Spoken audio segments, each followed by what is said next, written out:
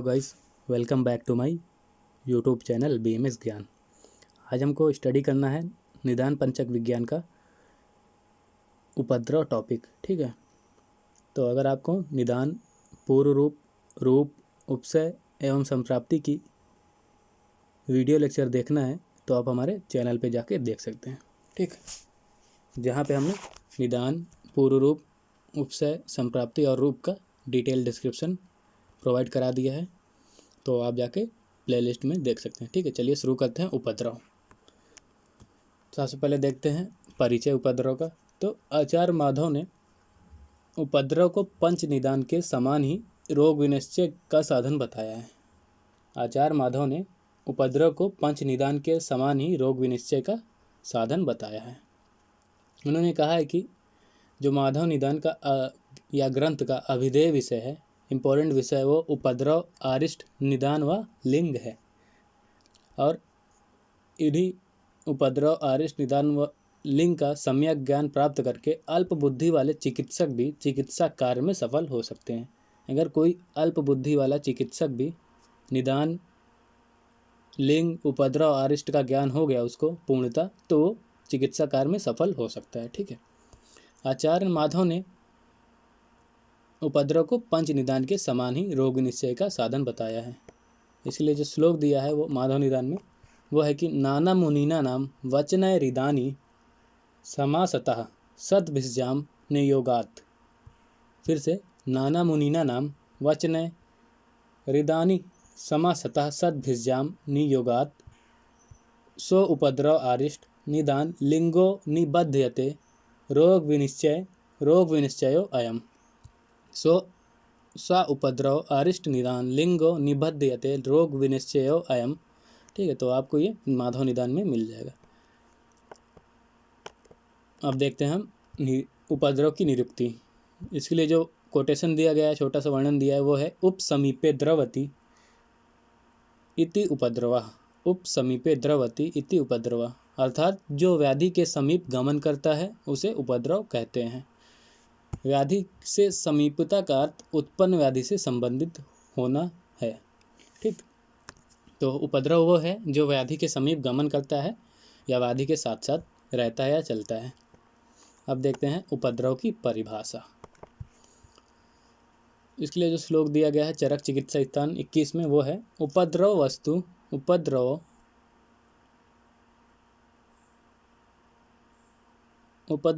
तु खलु रोग उत्तर काल जो रोग आश्रयो रोग एव स्थूलो रोग आश्रयो रोग एव स्थूलो अणुव रोगात पश्चात जायते इति उपद्रव संज्ञा। एक बार फिर से देखते हैं। उपद्रवा तु खलु रोग उत्तर काल जो रोग आश्रयो रोग एव स्थूलो अणुवो रोगात पश्चात जायते इति उपद्रव संज्ञा। ठीक है, तो आपको ये रेफरेंस चरक चिकित्सा स्थान 21 में मिल जाएगा। अर्थात उपद्रव उसे कहा जाता है जो रोग होने के उत्तर काल में उत्पन्न हो, रोग के आश्रित हो। तो उपद्रव उसे हम कहते हैं जो रोग होने के उत्तर काल में उत्पन्न हो, मतलब रोग होने के बाद उत्पन्न हो और रोग के आश्रित हो, उसको रोग ही कहा जाता है। वह छोटा या बड़ा हो, किंतु रोग के बाद होने से उपद्रव कहा जाता है। ठीक है, दूसरा जो कोटेशन दिया है वो माधव निदान में दिया गया है, माधव निदान 1 में, जो कि है तत्र उपद्रव रोग आरंभक दोष प्रकोप जन्य अन्न विकारा। तत्र उपद्रव रोग आरंभक दोष प्रकोप जन्यो अन्न विकारा। ठीक है, तो इसका अर्थ जो है कि रोग को उत्पन्न करने वाले दोषों के अत्यंत प्रकोप से, रोग को उत्पन्न करने वाले दोषों के अत्यंत प्रकोप से उत्पन्न होने वाले रोग के अतिरिक्त अन्य विकार ही उपद्रव नाम से जाना जाता है।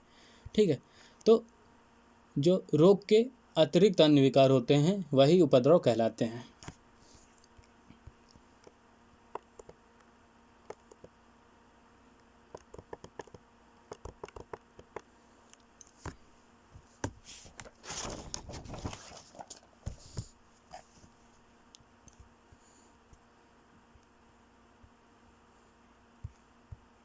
तो माधव निदान में इसका जो दूसरा वर्णन दिया गया वो ये है कि व्याधे उपरि यो व्याधि भवति उत्तर कालजा, व्याधे उपरि यो व्याधि भवति उत्तर कालजा, उपक्रमा विरोधी चासा उपद्रव उच्यते। ठीक है, तो ये आपको माधव निदान 1 में मिल जाएगा, जिसका अर्थ है कि जिस दोष से व्याधि उत्पन्न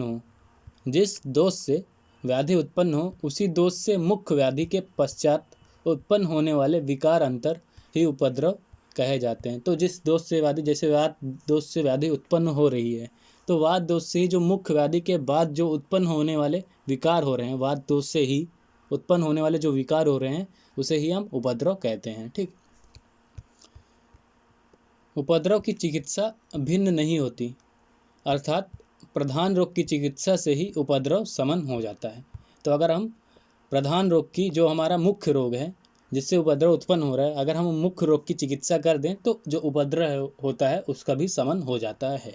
ठीक, अब सुश्रुत ने जो उपद्रव के बारे में वर्णन दिया है वो सूत्र स्थान 35 में दिया है। उन्होंने कहा है कि तत्र औपसर्गिक नाम यह पूर्व उत्पन्नम व्याधिम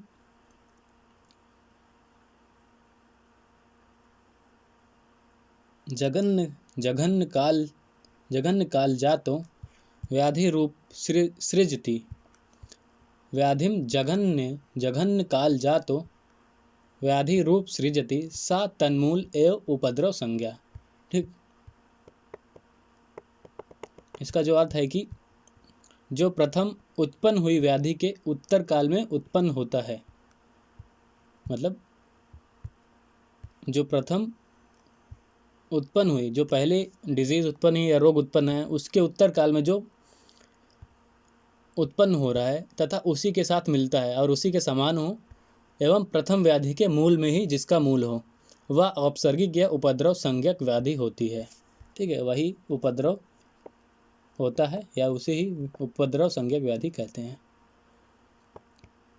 अब देखते हैं हम उपद्रव का महत्व।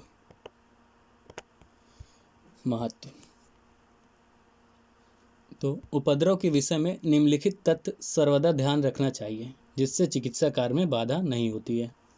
तो हमें कुछ तथ्य या कुछ फैक्ट्स ध्यान में रखने हैं जिससे हमें चिकित्सा कार्य में बाधा नहीं होगी। तो पहला जो आचार्य चरक ने कहा है कि प्रधान व्याधि के कारण शरीर जर्जर हो जाने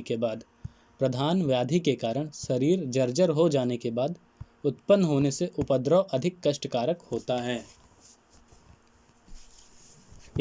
यदि उपद्रव प्रधान व्याधि से सबल न हो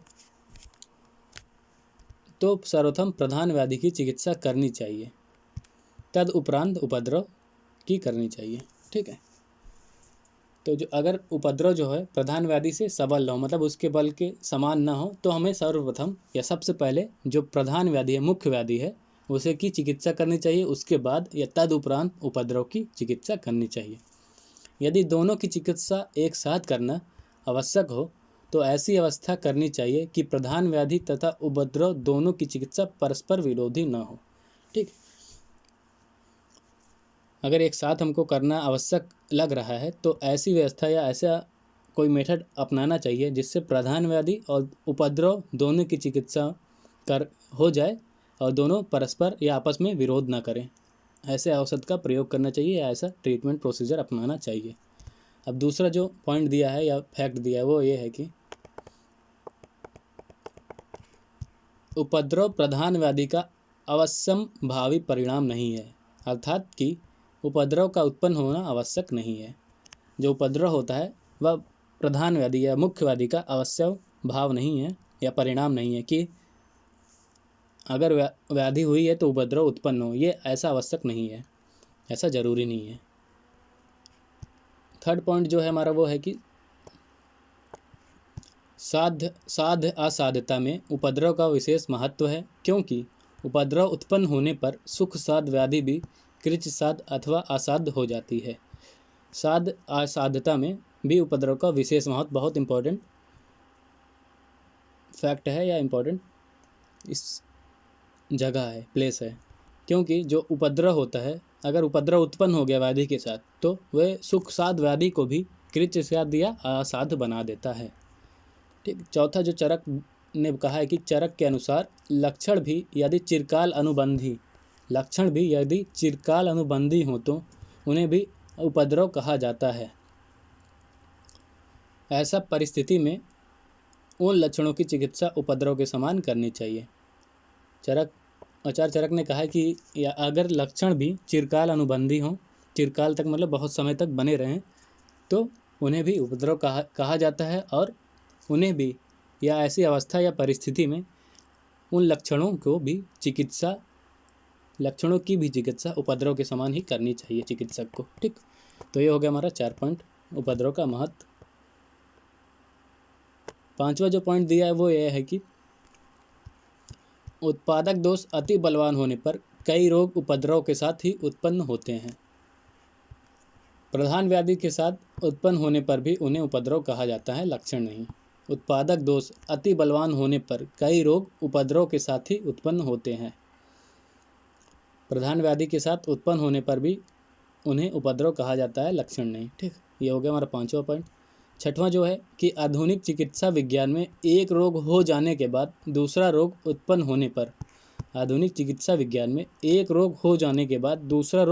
होने पर उसे उपद्रव कहते हैं या कॉम्प्लिकेशन कहते हैं। अगर मॉडर्न में ये कहा गया है कि अगर कोई एक रोग हुआ है, उसके बाद दूसरा रोग कोई उत्पन्न हो रहा है, तो उसे उपद्रव की संज्ञा दी गई है, उसे कॉम्प्लिकेशन कहा जाता है। यद्यपि इन दोनों रोगों में परस्पर साक्षात संबंध होना आवश्यक नहीं मानते हैं, और मॉडर्न में मानते हैं कि जो पहला रोग है और जो दूसरा रोग उत्पन्न हुआ है उसमें परस्पर भिन्नता या परस्पर संबंध होना आवश्यक नहीं है। ठीक है। जैसे आंतरिक ज्वर एग्जाम्पल दिया गया है कि जैसे आंतरिक ज्वर मतलब टाइफाइड हो, तब श्वसनिक ज्वर निमोनिया हो जाना परवर्ती रोग मतलब आंतरिक ज्वर का उपद्रव कहा जाता है।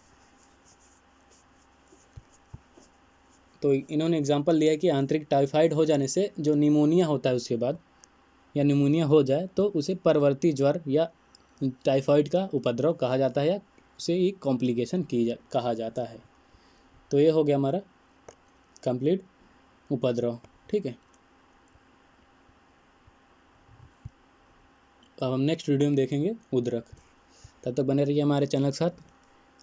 अगर आपको इस टॉपिक में कोई भी डाउट हो तो आप हमें नीचे कमेंट बॉक्स में कमेंट करके बता सकते हैं अपना क्वेश्चन। अगर आपको कोई भी टॉपिक पे वीडियो लेक्चर चाहिए तो आप अपना सजेशन हमको प्रोवाइड कर दें अब हमारे कमेंट बॉक्स में या व्हाट्सएप ग्रुप में। ठीक है। तो मिलते हैं नेक्स्ट वीडियो में, तब तक के लिए धन्यवाद।